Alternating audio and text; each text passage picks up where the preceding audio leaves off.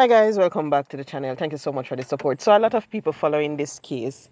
This evening on my way home, I was listening to Dion Jackson Miller on RJR, and she was giving a breakdown of what happened because now they have charged the baby mother.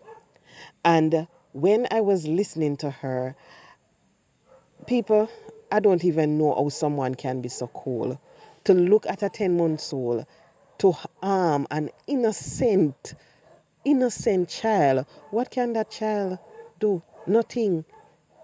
The child couldn't identify anybody, nothing. And just to listen to everything as a mother, tears.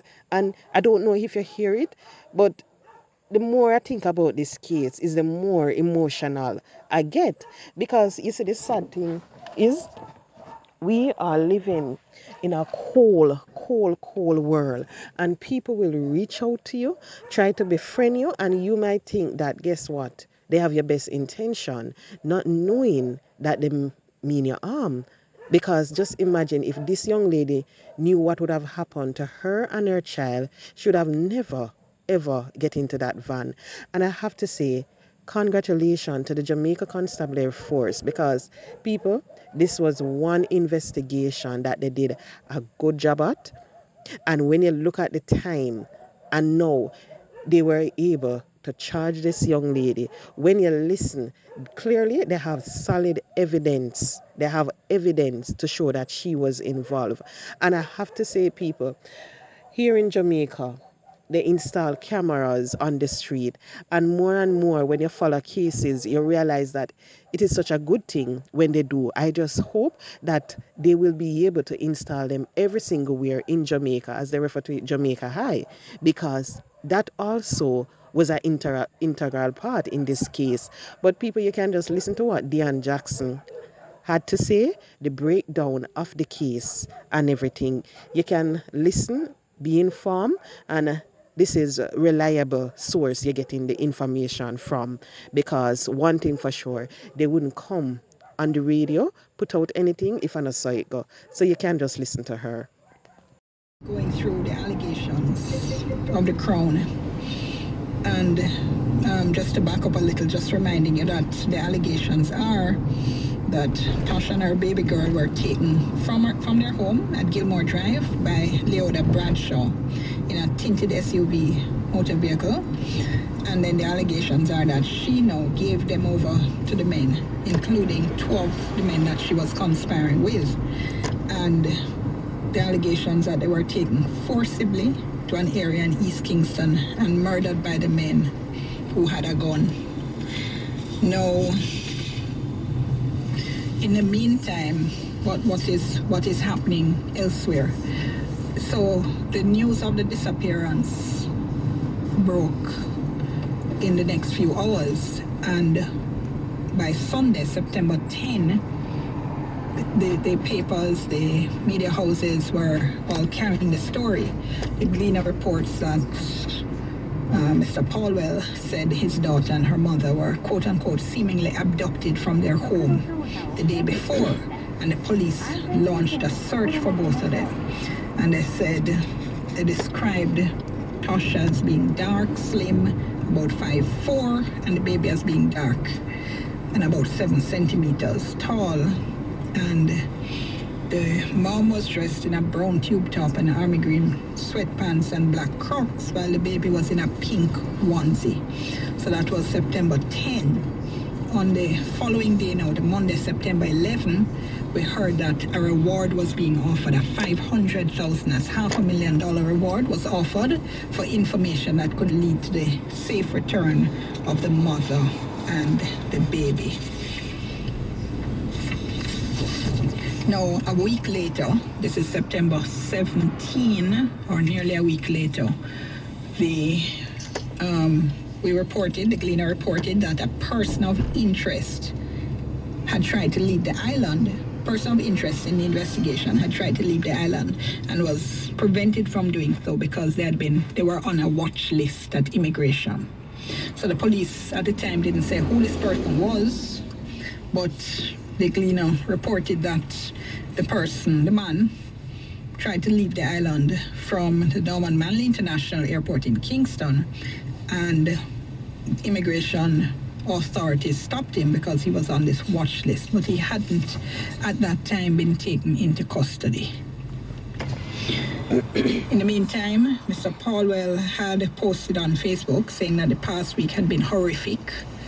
He said he had dealt with many things, but the disappearance of his daughter and her mother, he said, was by far the most difficult thing he had ever had to navigate. So that was the Sunday, September 17, a little over about a week and a half later. They're still missing. And Mr. Paulwell spoke in the House of Representatives. And we're trying to bring a clip of that for you. But he spoke in the House of Representatives, thanking his colleagues and the staff of the House of Representatives for their support and for everyone who had reached out to him. He said, you know, he was feeling the prayers, and he also thanked the police for the work they had been doing.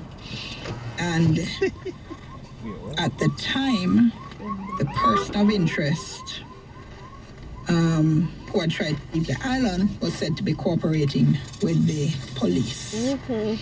So fast forward now to October the 6th. This is last week Friday, when there was news that there was some kind of break in the case. And there was a report that the police were processing a scene they believed could have been linked to the disappearance of the mother and the child somewhere in eastern Kingston. And what had been said, what the police said, was, well, a member of the security forces who was not authorized to comment said that, told the Gleaner that they had a crime scene. They believed the bodies were taken there and disposed of and to be killed at the location as well. They said they were processing the scene. They didn't know what they would have come up with. That day as well, last week Friday, Deputy Commissioner of Police Bailey had also given an update, oral update, and he said 4 people had been arrested. Yes, Lord. And at that point now, the police were treating the matter as one of kidnapping and conspiracy to murder. He said, this was a week ago, as I mentioned, that the police had been collecting strong evidence and were advanced in their investigations. He named Bradshaw, we made this as a 34-year-old petty officer of the United States Navy, as one of the people in custody. Her attorney was named as Deborah Martin, who said that Bradshaw had given a statement to the police and given her cell phone. No. In fact, let me see, some weeks before, on September 10, which would have been the day after the disappearance, Bradshaw had actually issued a statement in which she said, among other things, quote, "I wish to state categorically that I have absolutely nothing to do with the disappearance of Mr. Shina Pattison and her baby girl." All right. Then, no.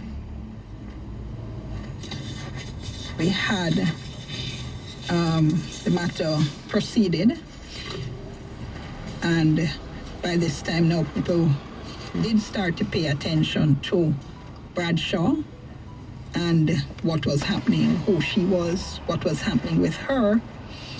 And among the things that the Deputy Commissioner of Police, Fitzbailey, said at the time was that they wanted to ensure that they crossed every T and dotted every I.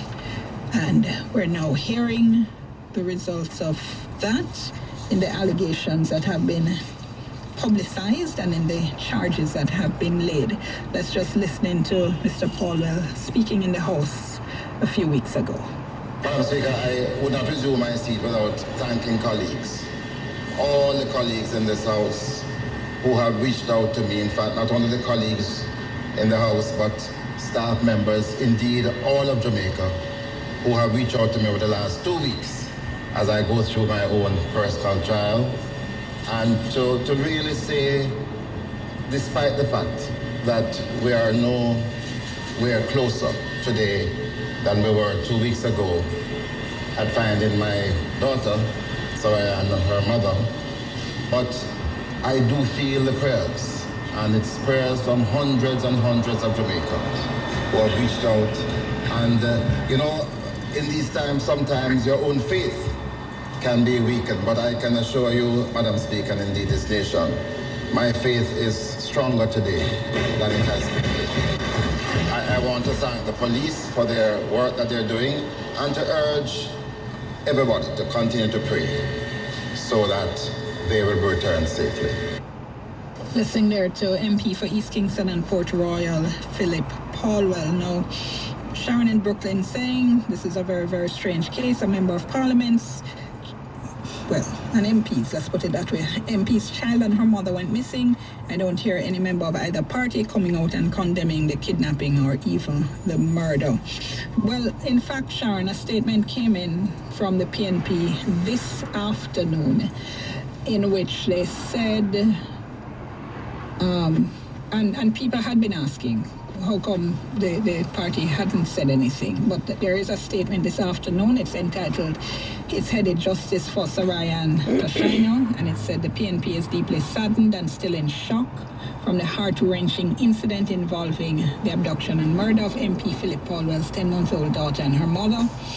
And the party says it had reserved it making any kind of formal statement until charges had been brought against the accused perpetrators, thereby confirming that Tashina and Soraya had been killed. They said they extend condolences, deepest condolences to Philip Paulwell and everyone affected by the tragedy. They said they vehemently condemn this heinous and unthinkable act.